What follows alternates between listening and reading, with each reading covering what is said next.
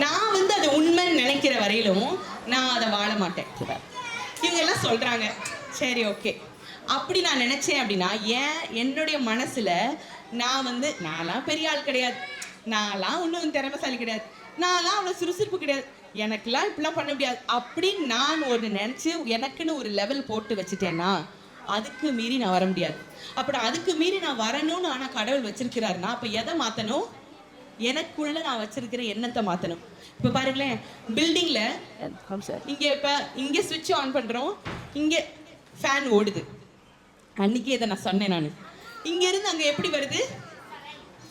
Wire வருது, நம்ம கண்ணுக்கு தெரியறது இல்லை. இவ்வளோ பெரிய பில்டிங்கில் நிற்கிறோம், இதுக்கு கீழே இதே அளவுக்கு கீழே வந்து என்ன செய்யுது? என்ன போயிருக்கு? அஸ்திபாரம் போயிருக்கு. அஸ்திபாரம் கண்ணுக்கு வெளியே தெரியறது இல்லை. கண்ணுக்கு வெளியே தெரியாமல் இருக்கிற காரியங்கள் முக்கியமான விஷயங்கள். அதுதான் நம்மளுடைய மைண்ட் செட். நம்ம மைண்டில், நம்ம சிந்தனையில் நம்மளை குறித்து என்ன நினைக்கிறோம் அப்படின்றது வந்து யார்கிட்டையும் மேபி நம்ம வாயை திறந்து சொல்லாமல் இருக்கலாம். ஆனால் என்னன்னா அது கட்டாயம் தெரிய வந்துடும். ஏன்னா நம்ம அதை மீறி நம்மளால போக முடியாமல் இருப்போம். சரியா? அதனால இப்போ நீங்கள் இன்னைக்கு என்ன யோசிச்சுக்கணும்? என் மைண்டில் தான் எல்லாமே இருக்கு. எப்படி? என் மைண்டில் தான் எல்லாமே இருக்கு. அண்ட் நான் யாரு? நான் முட்டாள் கிடையாது. நம்ம முட்டாளும் அறிவாளியும் எதை வச்சு தெரியுமா? ஆக்சுவலாக சின்னதுலேருந்து ஸ்கூல்லேருந்து சொல்லியிருக்காங்கன்னா எத்தனை மார்க் வாங்குறோன்றதை பொறுத்து எப்படி படிக்கிறோம். ஆக்சுவலாக அப்படி கிடையாது. நான் ஃபஸ்ட்டே என்ன சொன்னேன், ஞானவான்கள் என்ன பண்ணுவாங்கன்னா கட்டுவாங்க. Very good. ஞானவான்கள் கட்டு வாங்கலாம். முட்டாள் ஒரு காரியத்தை அழிச்சு போடுவாங்களாம். எப்படி? ஆனால் பாருங்களேன், நான் சொன்ன மாதிரி நம்மளுடைய திறமைகளை அழிக்கிறதுக்கு இந்த உலகத்துல யாருமே கிடையாது எக்ஸப்ட். சரியா? அப்ப யோசிச்சு பாருங்க, இது ஒரு நல்ல விஷயமாவும் நினைக்கலாம். எப்படி? எல்லாமே நம்ம கையில தான் இருக்குது. எல்லாமே எல்லாம். உங்க கையை பாருங்க, கையை பாருங்க, உங்க கையை பாருங்க. உங்க ரெண்டு கையில கொஞ்ச நேரம் என்ன பார்க்காதீங்க, ரெண்டு கையை பாருங்க, ரெண்டு கையை பாருங்க. சொல்லுங்க, இது வந்து கடவுள் எனக்கு கொடுத்த கை. இது கடவுளுடைய கை அளவுக்கே ஒரு திறமை வாய்ந்தது. இது கடவுளுடைய கை. இப்ப அந்த பொம்மை எல்லாம் காமிச்சாங்க இல்லையா? அந்த பொம்மையை காமிக்கும் பொழுதோ இல்லை எந்த ஒரு வேலைப்பாடு நம்ம பார்க்கும் பொழுதோ அது வந்து யாருடைய திறனை காட்டுது? செஞ்சவங்களுடைய திறனை காட்டுது. அப்போ உங்களை படைச்சவங்கன்னா அது யாருடைய திறனை காட்டுது? கடவுளுடைய திறனை காட்டுது. உங்களுக்குள்ள உங்களை அவர் படைச்சிருக்கிறாருன்னா யோசிச்சு யோசிச்சு உங்க கண்ணு, உங்க மூக்கு, உங்க வாய், நீங்க கண்ணாடியில பார்க்கும்போது என்ன நினைக்கிறீங்கன்னு தெரியாது. ஆனா வந்து நான்லாம் சில நேரம் நினைச்சிருக்கேன், கொஞ்சம் வைரம் ஆக்கியிருக்கலாம் கடவுளை. நீங்க என்ன ஐஸ்வர்யா ராயில இப்படி படைச்சிருக்கீங்கல்ல அப்படிலாம் நான் நினைச்சிருக்கிறேன். என்ன ஆனா வந்து பாருங்க, இந்த கம்ப்யூட்டர்ல எல்லா காரியங்களும் செய்யலாம் தானே.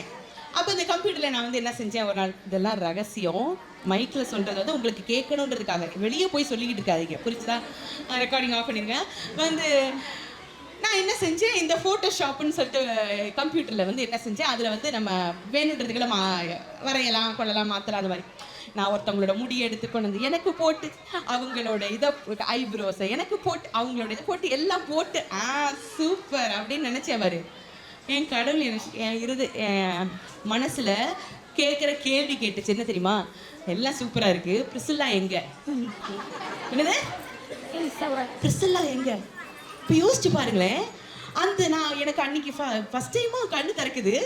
நம்ம நினைக்கிறோம் இது மாத்திரம் இப்படி கொஞ்சம் இருந்திருந்தா நல்லா இருந்திருக்கும், இந்த மூக்கு இப்படி கோணையா இல்லாமல் இப்படி திருப்பி இருந்தால் நல்லா இருந்திருக்கும். அப்படி நம்ம நீங்கள் எதை கண்ணாடியில் பார்த்து நீங்கள் நினைச்சாலும் சரி, இல்லை நம்ம வாழ்க்கையை பார்த்து நினைச்சாலும் சரி, இது இப்படி இருந்திருந்தா நல்லா இருந்திருக்கும், இது இப்படி இருந்திருந்தா நல்லா இருந்திருக்கும், எனக்கு இது நடக்காமல் இருந்தால் நல்லா இருந்திருக்கும், நான் இதை பண்ணாமல் இருந்திருந்தா நல்லா இருந்திருக்கும், அப்படி சொல்லி நம்ம எதை நினைச்சாலும் அது பாருங்க வேஸ்ட்டு.